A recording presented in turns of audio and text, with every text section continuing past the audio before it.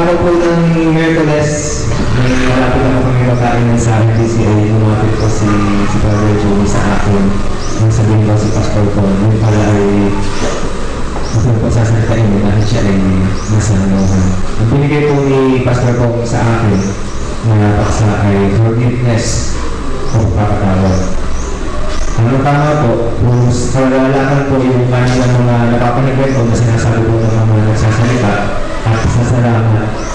Kung may hindi papatawad sa ating pong puso, ang pasasalamat natin sa Diyos at ating kalalakan ay hindi mawawala at mababawasan.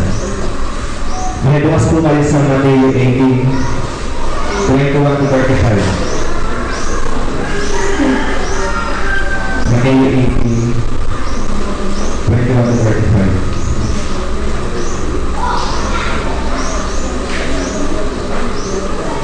Ang talinghaga tungkol sa lingkod na di marunong nagpatawad. Lumapit noon si Pedro at nagtanong sa kanya, Ginoon, makailan kong patatawarin ang aking kapatid na paulit-ulit na nagkakasala sa akin? Makapito po ba? Sinagot siya ni Jesus, hindi ko sinasabi makapito, kundi 70 ulit pa nito, sapagkat ang paghahari ng Diyos ay katulad nito. Itinasya ng isang hari na pagbayarin ang kanyang mga lingkod na may utang sa kanya.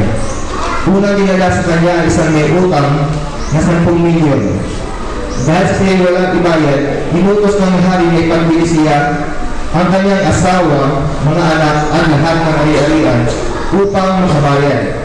Ngunit kahod ang taong ito sa harapan ng hari at magmakaawa.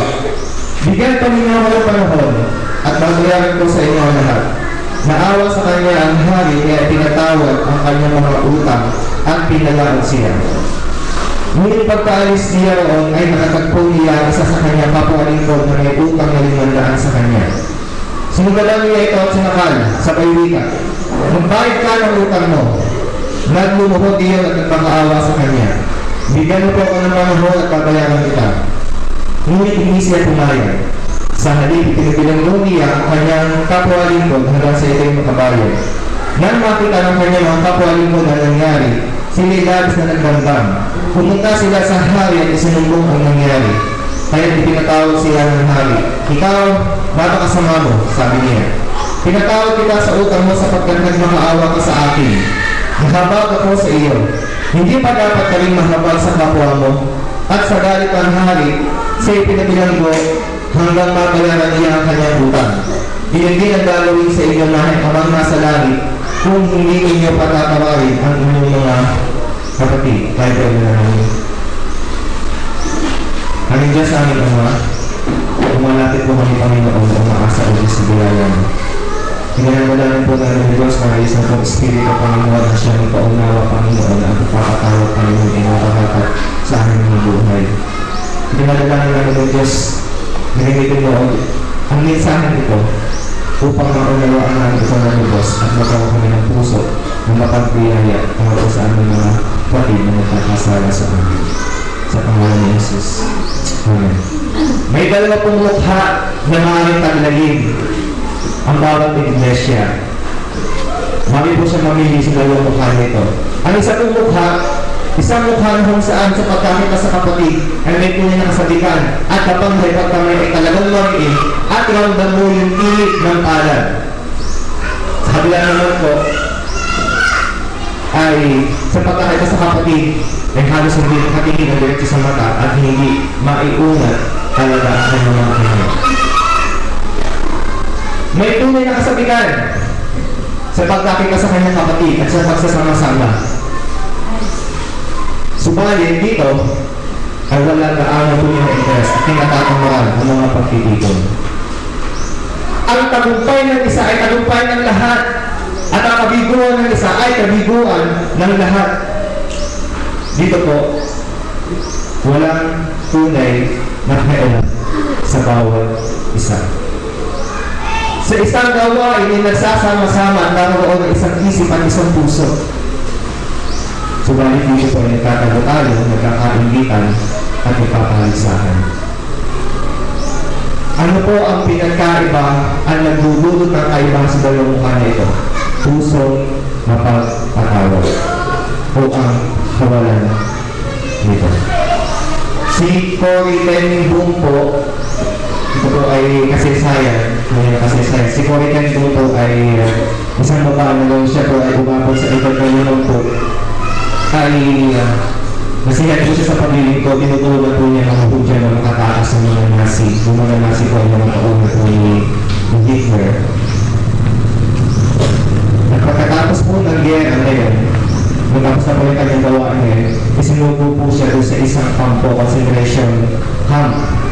Yung po concentration camp ngayon ay yung pong Ravensbrück concentration camp kung saan maroon po yung mga pasyente ng mga hudyo na sagutan dahil sa kung saan mga gumagamot. Kasama po na doon yung kanyang kapatid na si Betsy. At ang hindi po na doon nangyari, dahil sa malupit yung mga guardia na naroon sa kampo, ang kanyang kapatid na si Betsy ay namatay. Isang araw, isa sa mga sadistang guardia doon, biglang lumapit sa kanya. May maningning na mukha masaya dahil siya ay nakatagpo sa Panginoon yung walang yun. At siya ay nakatanggap ng kapatawagan sa Panginoon at nais din niya lumapit kay Cory Ten Boom upang humingili ng personal na tawad sa pagkamatay ng kanyang kapatid na si Betsy. Sa pagkakita po ni Cory Ten Boom doon sa lalaki, ay iniabot ng lalaki yung kanyang kamay upang makipagkamay kay Cory. Subalit si Cory sa kanyang pagkakita doon sa lalaki ay biglang nanaliwa sa kanya ang kaisipan kung papaano pinagbukitan ang kanyang kapatid, kung papaano ito ay pinasaktan ng hirapan nila sa namatay.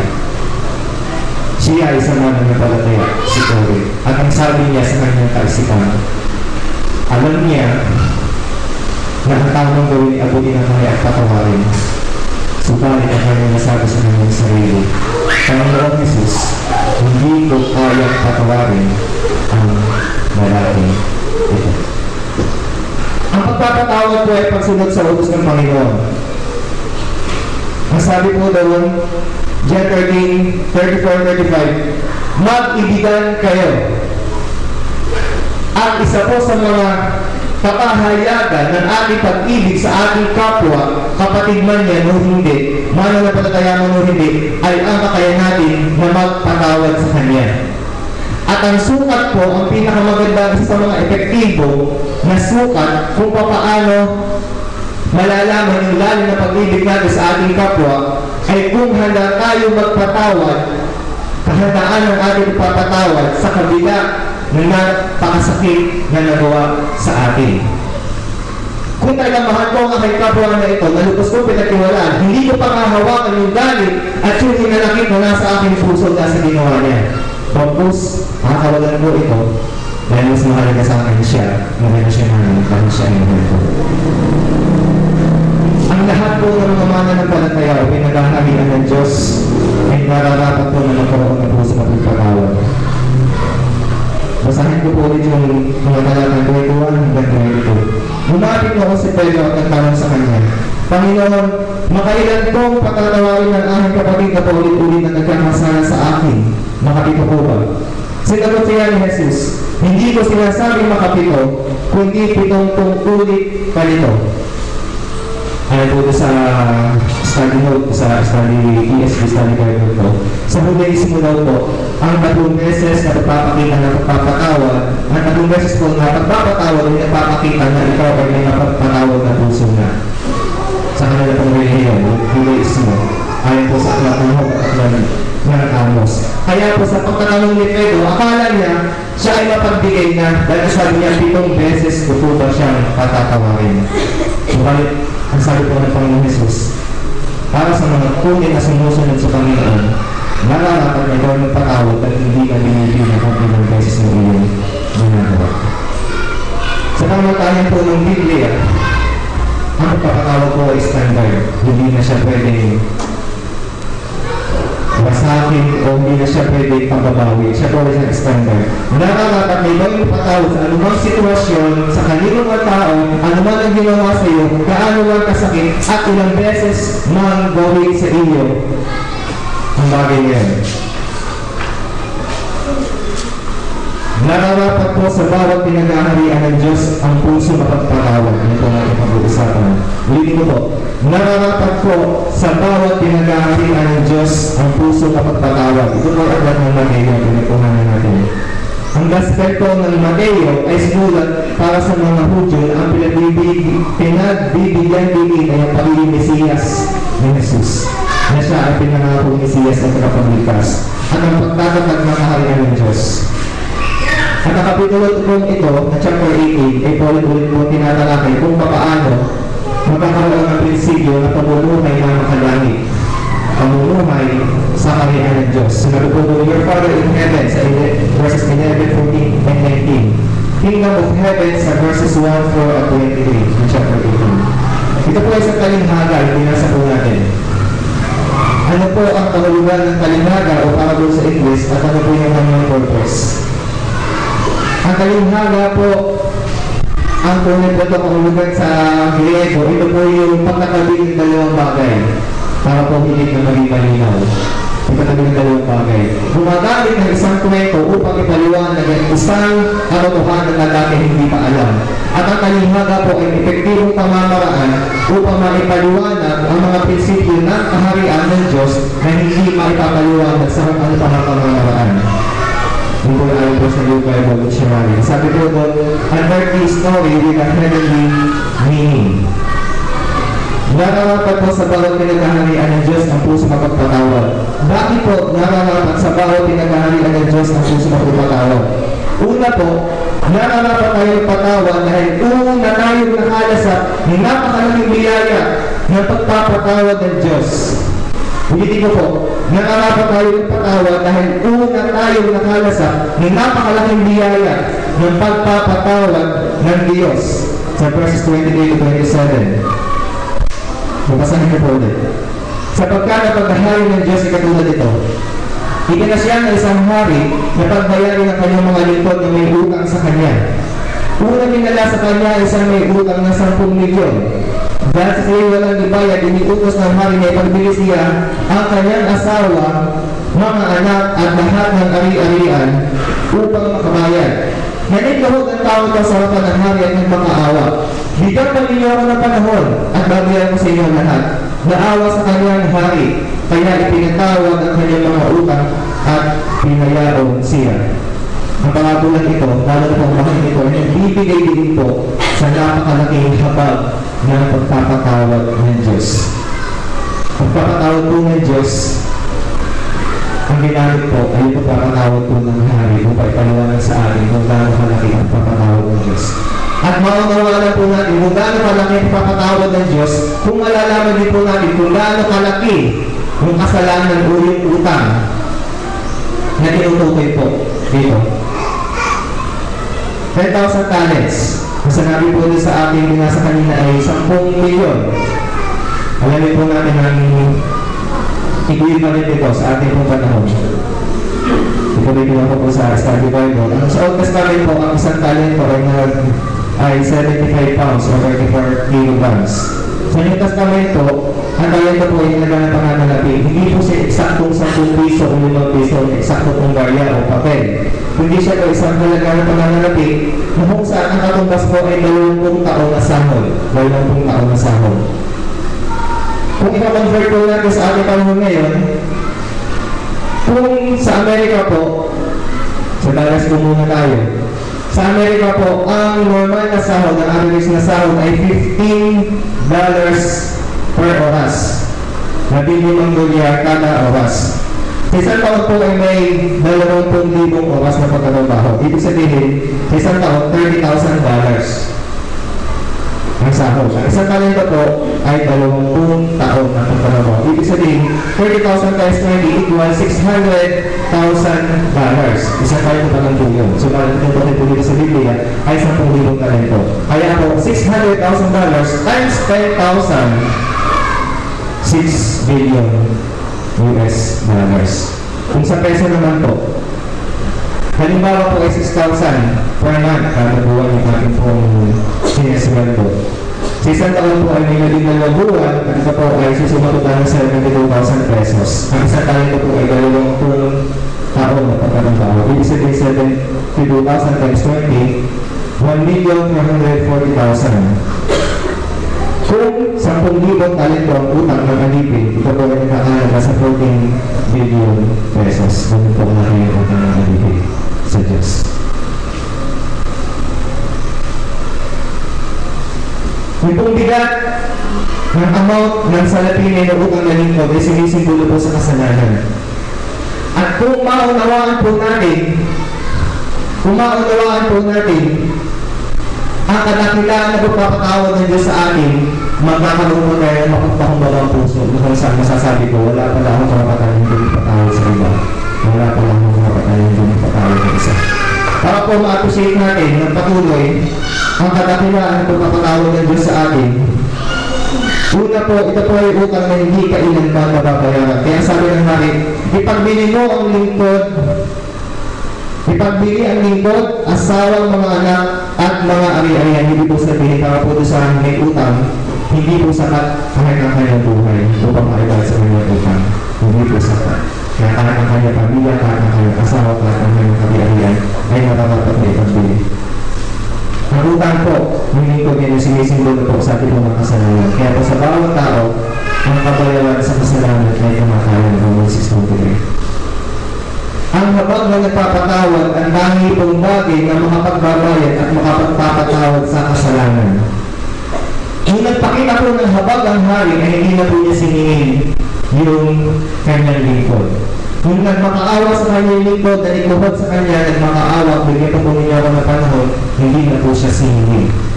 Ibig sabihin, ang tanging habag ng hari sa kanyang pagpapatawad at makapagbabayad at makapagpapatawad sa kasalanan ng kanyang lingkod na iyon. Ilustrasyon po, tunay pong buhay. Ito kami ay pumunta sama-sama po ng kapatiran po sa isang ospital sa Kalatan dahil po mayroong naging sa ospital. Bakit po? Mali yung paraan ng pong pag-labor. Wala po yung doktor, subalit parang nagmarunong po yung mga nurse. Sinubukan yung dash yung baby sa bahay ng family. Yan, matas po nun. Kung baby ay patay, at yung nanay ay nag-aanggang buhay. Ang ginawa po nung nasa kanya pong solusyon, tapos syempre, mabawasan yung kanyang naman nakatira sa kalooban dahil yung kasalanan niya. Kaya mag-desisyon, ituloy yun. Yung pag-labor, kahit hindi niya talaga siguro ay kabisado pa, wala pa yung doktor. Ang ginawa po ng nurse ay siya po yung sumagot sa mga gastusin. Siguro po, mataas yun. Subalit, alam ko po, nangyawala po ako. Hanggang hindi napapahinga ng nurse niya, hindi papatawad ng pamilya. Yung biktima ay hindi po siya nakatahimik pa rin ng. At ang sabi ng pamilya na, sabi ng asawa ng babae, namatay nga sa bulsa siya, sabi ng asawa, sabi ng lalaki, hindi makabuluhan yung pera, buhay yung pinag-uusapan. Buhay yung pinag-uusapan. Sa atin po talaga sa laman ng Diyos, wala po tayo nakagawa. Habang ng Diyos at tayo nakapagbabayad sa ating po pagkakasala. At ang Diyos din po mismo ang gumawa ng paraan upang mabayaran ang ating nakasala. Sa plano po ng Diyos, kinailangan na mamatay at mabuhay na maguli ang kanya pong bukong anak na si Jesus upang tayo po ay mapatawad, upang tayo po ay magkaroon ng kanyang buhay. Ang banal na buhay ng Diyos, kapalit sa makasalanan nating buhay, ang kanyang katuwiran kapalit sa ating pagiging makasalanan. Kaya po, sabi ng Hebreo 2:3, kalitasan napakadakila. Masasariwa po natin sa ating isipan na yan. Sa ating isipan, ang dakila po papatawag ng Diyos sa atin sa pagkapuhin upang tayo ay makapagbigay na papatawag sa nakasala sa atin. Nararapat po sa bawat pinagaharian ng Diyos ang puso mapagpatawad. Bakit po nararapat sa bawat pinagaharian ng Diyos ang puso mapagpatawad? Pangalawa po, nararapat tayo magpatawad dahil anumang kasalanan maaaring gawin sa atin ay napakaliit kumpara sa ating pagiging makasalanan. Ulitin ko po. Nararapat tayo magpatawad dahil anumang kasalanan maaaring gawin sa atin ay napakaliit kumpara sa ating pagiging makasalanan. Sa verse 28. Sabi po doon, ngunit pagkaalis niya roon ay nakatagpo niya isa sa kanyang mga kapwa lingkod na may utang na 500 sa kanya. magkano ang utang mo? 500. Sa ulingan po ay 100 denaryo, 100 denaryo. Ito po ay katumbas ng 20 linggong sahod. Kung pagpapasahin po natin yung computation natin kanina, $12,000. Kung sa peso ay 30,000 pesos. Ang halaga po ng 100 denaryo o 30,000 pesos ay yung mga pong napakaliit kumpara po sa 14 billion pesos. Subalit, napakalaking bagay po ito para po sa lingkod. Nasabi po niya, sinunggaban niya ito at sinakal sa Baylika, magbayad ka ng utang mo. Hindi ko alam, siguro po may pangalan ng nilipot niya. Kaya nakakalo ko yung utang sa kanya, nakakalabi ko para sa kanya. Kalod po nasabi ko kanina, nakakatakutan at patawad at ano ba kasalanan mahihawin sa atin ay napakaliit kumpara sa atin ay mga kasalanan. Hindi ko po sinasabi na ang kasalanan na nagagawa sa inyo o sa akin ay napakaliit o walang karuhan. Wala pong tao karapatan. Wala pong sino man karapatan. Wala pong sino man ang may karapatan na sabihin nyo. Lalo na kung halimbawa ang kasalanan na gawa sa inyo ay mahulugan na pagkawala sa inyong mahal na buhay, mahal sa buhay, o kaya po ay pagkawasan ng inyong pamilya. Hindi po pwede sabihin na napakaliit na. Sinasabi ko lang po na napakaliit niya kumpara sa katotohanan na tayo ay napakamakasalanan sa harapan ng ating Diyos. Maunawaan na po natin kung gaano po kaliit yung kasalanan na nagagawa natin sa ating kapwa at sa atin ang ating kapwa. Kung ito po natin ito sa kalakihan ng ating piling mga kasalanan sa harapan ng Diyos. Bakit po napakalaki ng ating piling mga kasalanan sa harapan ng Diyos? Bakit po kaya? Dahil dito po ang mga pagkakasala po natin ating piling mga kasalanan ay pagyura, pag-alipusta sa kaluwalhatian at kabanalan ng Diyos. Ito po ay pag-alipusta at pag-iwag sa kaluwalhatian at kabanalan ng Diyos. Ang pangunahin po na pag-ibig ng Diyos, nasa dito po. Ang pangunahin po na pag-ibig ng Diyos ay ang kanya pong kaluwalhatian, ang kanya pong kabanalan. Pagkamat totoo po na mahal ng Diyos ang tao, hindi po tao ang pangunahing pag-ibig ng Diyos. Ang numero uno po na pag-ibig ng Diyos o walang iba kundi ang kanyang kaluwalhatian. Kaya po, napaka-big deal ng ating mga pagkakasala, ng ating pag-ibig makasalanan sa harapan po ng ating Diyos. Magpipino ko ng ilang halimbawa sa Biblia kung paano po yung kabanalan ng Diyos ay iniingatan niya. Kung paano po kumikilos ng Diyos para ingatan ng kanyang kabanalan. Kung paano po pinahalagahan ng Diyos ang kanyang po kabanalan at hindi na po yun sa iba't ibang pangyayari. Sa Isaiah 6 po, 1-3, sabi doon, "Nang taong namatay si Hari Osias, nakita ko si Yahweh. Nakaupo siya sa isang napakataas na luglugan. Ang laylayan ng kanyang balik ay nakalaman sa buong templo. May mga sulapin sa kanyang hubungan at bawat isa'y may 6 na pakpak. 2 ang nakatakip sa mukha, 2 sa buong katawan, at 2 ang nilalamig sa paglipad. Wala silang tigil na kasasabi sa isa't isa ng ganito, Banal, banal, banal si Yahweh. Ang dahilan po kung bakit nakatakip ang mukha ng mga sulapin sa pagsamba sa Diyos. Kung sila ay araw-araw na sumasamba sa Diyos, ang dahilan po kung bakit nakatakip. Banal po banal ng Diyos. Wala po lang sinasabi, banal, banal, banal ng Diyos. Isa po po pangyayari, noong kamanatipan ay dadalhin at isasauwi sa Israel. Ito po ay nasa 2 Samuel. Nang lalapit na sila sa may diikan sa Nako, natalisod ng mga baka, o mga baka po yung humihiyan sa kamanatipan. Para hindi mo sa kamanatipan, hinawakan niyo mag-iusa. Nagalit si Yahweh at siya pinarusahan sa ginawang iyon. Nung hindi namatay si Usa sa tabi ng kabanatipan. Yung kabanatipan, sinisimbolo ko sa presensya ng Diyos. Sinisimbolo sa kanyang kabanalan. At hindi po yung pwede sinunod ng kahit sinunod ng tao. Paano na po tayo namatay ang Panginoon Jesus? Para sa atin, siya na po namatay para sa atin. Dahil kung hindi, kung pagkakaroon ng Diyos sa kasalanan, ikatulong mo ng tipan, dahil po tayo ipatay na. Dahil kung hati ginagawa natin kakasala, at kung mas naman po yung paghawag natin sa kamalatikan na sumisimbolo sa kanyang pangawala at sa kanyang presensya. Isa pa po, ang pagpasok ng dakilang sacerdote sa dahong kabanal-banalan of Holy of Holies na may kasalanan ay pagdudulot sa kanyang kamatayan. Pag siya namatay doon, hindi na kumakalabing yung kanyang mga bench dito. Kaya kung may mga bench yun, di parang wala na mabuhay pa ng sacerdote at kumakalang sa loob. Pag hindi na kumakalabing yun, yung mga kanyang mga malilit na bench dito, ibig sabihin, namatay yung kanyang sacerdote. May kasalanan sa kanyang puso. Pumasok siya doon sa dahong kabanal-banalan kung saan may lisensya ng Diyos. Patay, iikilig. Ngayon po, parinig, ang pagpapahalaga ng Diyos sa kanyang kawangalan.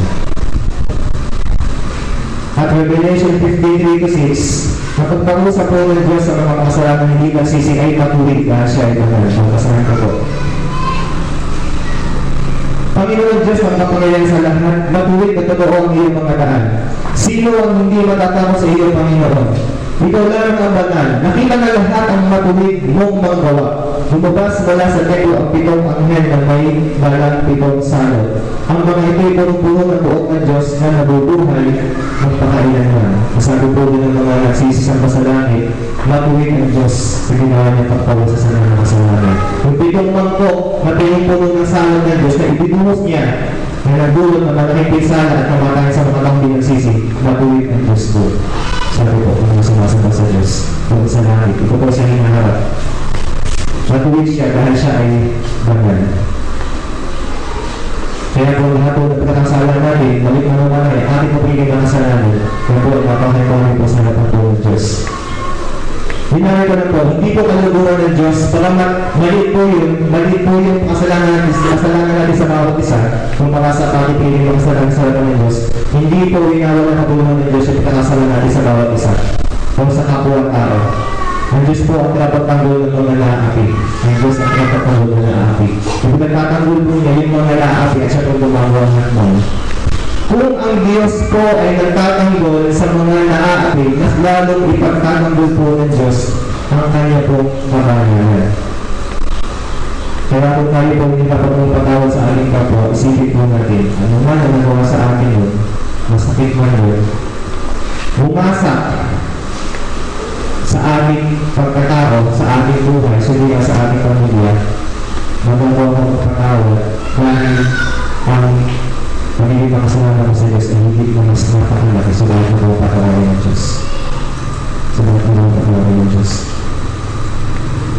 Nakarapat po sa mga pinag-aharian ng Diyos ang puso ng pagpatawad.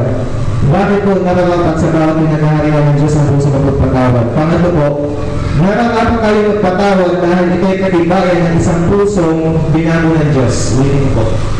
Nararapat po tayo magpatawad dahil ito'y katibayan ng isang pusong binago ng Diyos. Sa Talataang 28:33.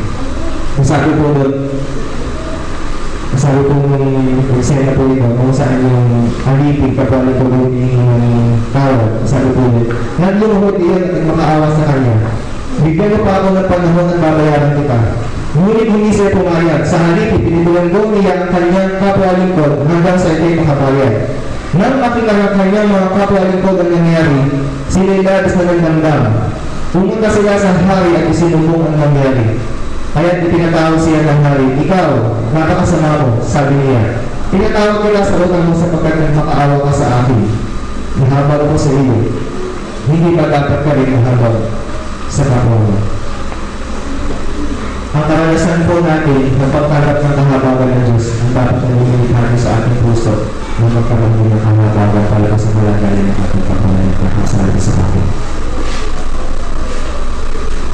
Ang inaasahan mo na hari, dapat ikaw ay mahabag dahil una kitang pinakitaan ng kahabagan.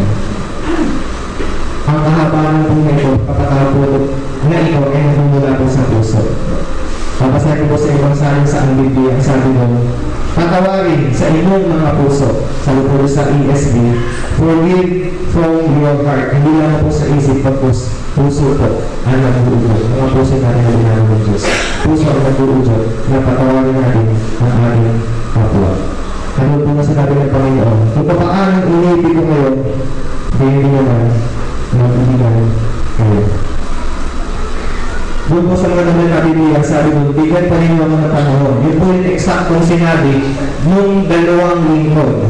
bigyan pa ninyo ako ng tanong, yung po isa tinatawag ng ngayon at yung isa inaipagbanago. Yung po sa ang Biblia, pagkisan mo ako. Sa English po, have patience with me. Ang kahabagan po na ipinapakita natin sa ating kapwa ay kaakibat ng ating pasensya sa kanila. Kaakibat po ng ating lawang na pangunawa sa kanila. Hindi po yung magkahiwalay.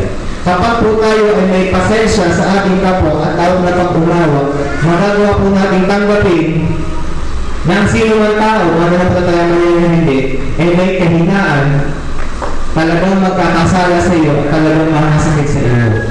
Kung alam po natin yun sa ating sarili, kung tayo po ay may mas malawak na pag-unawa sa iba, ay mas magiging madali po para sa atin ang magpatawad. Dito po kita po yung galit ng nangyay po. Sinakal po niya, nagbalik ka, sinakal niya. Ang kawalan po ng pasensya o ng pag-unawa ay kamagana o pinsala ng galit. Kaya po siya pag-iwalay. Ito po ay kita po sa aking sarili. Ako din po ay taon. Kaya naman po ay galit. Ang pagkagalit po doon ng kawalan ng pasensya ay kadalasan po ay kontra sa pag-ibig. Kapag po tayo nisaktan o nagawa ng mali, habang tayo po ay kinakain ng galit, ay nababawasan din naman yung ating pagmamahal. At habang po nababawasan ng ating pagmamahal, ay hindi naman po tayo itinutulak sa pagkakasala. Nagkakaroon po tayo ng damdamin ng pagkamatuloy sa sarili. Ako yung tama, siya ang mali. Sarado ng isip natin. Nagkakaroon po tayo ng damdamin ng hindi papatawad. Bakit ko siya patatawagin? Hinihingging sa kalooban ng galit. Natakasupulan nun, paghihiganti. Kaya po nagbabala si Pablo, nagpauna po siya sa Efeso 4:26-27. Kung magagalit man kayo, iwasan ninyo kayong magkasala. Agad ninyong pawin sa kalooban ng galit. Huwag ninyong bigyan ng pagkakataon ang diablo. Alam na alam po ni Pablo na ang galit na nasa puso na hindi pinawi ay isang paraan upang ang diablo ay makapangyari sa ating pamamabuhay. Kaya po ang sabi, solusyon po ni Pablo, pawiin agad ang inyong galit. Siya pang sabi po, huwag palubugan ang araw. Yung po galit ngayon, pawiin po. Ang pagiging puspos po ng galit ay katumbas po ng kawalan po ng kahabagan. Ang pagiging puspos ng galit ay katumbas po ng kawalan ng kahabagan. Ang sabi po sa Exodus 34, nung nagpakita ang Panginoon Diyos kay Moses, sinabi po ng Diyos ang kanya pong katanungan. Sabi po ng Diyos, ang banal na Diyos, banayad sa pagkagalit, mabagal sa pagkagalit, at puspos ng kahabagan. Kaya siya napagpatawad. Banayad siya sa pagkagalit at puspos ng kahabagan. Huwag po natin balik sa ating mga sarili. Huwag po tayo maging puspos ng galit. Huwag po tayo maging puspos ng galit. At mababa ang atas ng kahabagan. Para po sa mga sa ito. Ito ay tatlong bagay. At kung katotohanan po na siya dahil at kung bakit po nakarapat sa bawat pinagkarami ng Diyos o bawat pananampalataya ang maging mapagpatawad sa kanilang mga puso. Una po dahil una po tayo nakalasap ng mga palaking biyaya na pagpapatawad ng Diyos. Pangalawa, dahil anumang kasalanan maaaring gawin sa atin na napakalit po para sa ating pagiging makasalanan. At pangatlo, dahil hindi tagipayan isang puso binago ng Diyos. Kung kami po ay nag-uusap po sa MPC ay hindi po ako ng hindi po nila kaisipan po sa kapatawad. At may natin po ako pinagkuhanan. Hindi po how can I forgive? Hindi po mga kaisipan po sa kapatawad. Ang una po doon, nasabi po doon, isa po sa mga na-inject na po po. Ang tunay na pagpapatawad at ang kakayanan ng pagpatawad na mas madali ay may kinalaman sa ating emotional at spiritual na maturity. Kung tayo po ay emotionally ay immature pa, hindi po na kinailangan ng ating mga emotion, mas mahirap po para sa ating pagpatawad.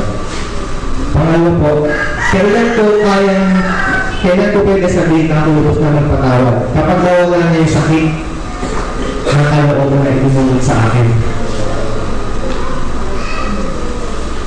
Masabi po ni Joyce Meyer, ang pagbibigis o pagbibigay ng pagpapatawad at ang panahon ng paghilom sa sugat sa ating puso ay pwede po magkahiwalay ng panahon. Pwede po tayong mag-desisyon na mag-release ng ating papatawad, sumalit yung pong healing sa ating puso ay hindi pa po natatapos po sa inyong papatuloy ka. Pagbalansin lang po, sumalit ang tunay na katibayan po na nalubos na ng patawad ay kapag po wala nang natitirang sakit at sama ng loob sa ating po mga puso. Hindi po natin dapat itinatanggi yung sakit at sama ng kaloob na ginugulog sa ating puso. Dahil po kami na kapatulong tayo. Isa pa po doon, may proseso na sa pagpapatawad at may po yung proseso po na pagpapatawad ay hindi po pare-pareho sa bawat kaso at sa bawat individual. At kung hindi po natin mapagkakaroon ng tamang proseso na yun, ay hindi po tayo mapapalala at hindi po tayo mapapatawad.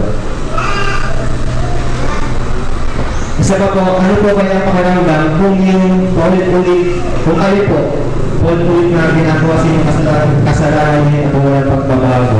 Hindi po na-check pa rin, hindi po kayo nakakainis. Isipin niyo po natin sa Diyos. May po ating kasalanan na ginagawa sa Diyos, so paulit-ulit na po walang pagbabago. Hindi po kayo nasasaktan ng Diyos. Isa po pong lesson na pwede po natin matutunan. Yung po nagpatawad at yung pinatawad, eh, pwede po sila magtulungan at makakaroon sa isa't isa upang mapagkaroon tayo po nila yung kasalanan upang hindi na po yung maulit.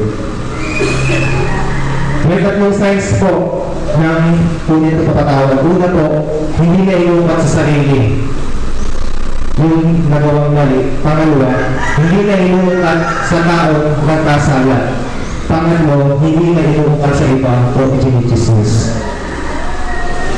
Isa pa po, relasyon po ang tuloy na issue, hindi po yung ating promotion.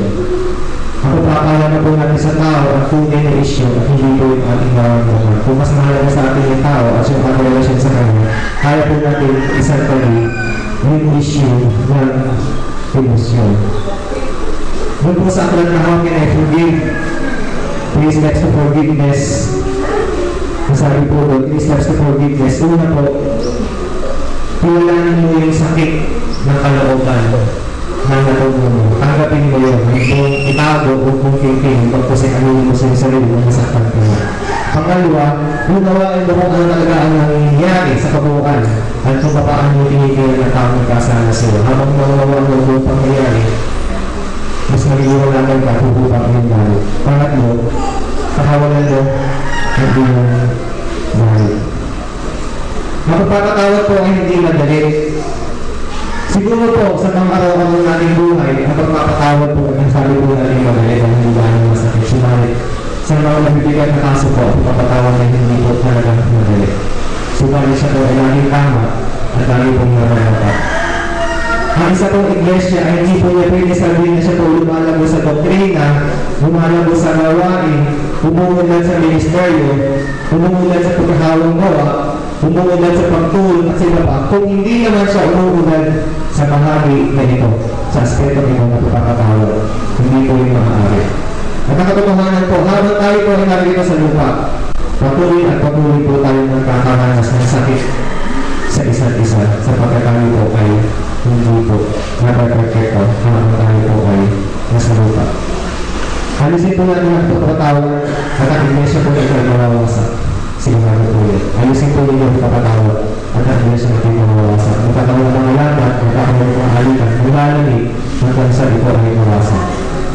Marami po iglesia ang hindi sana nahati kung nanilabaw sa kanila ang espiritu ng pagkakatawad.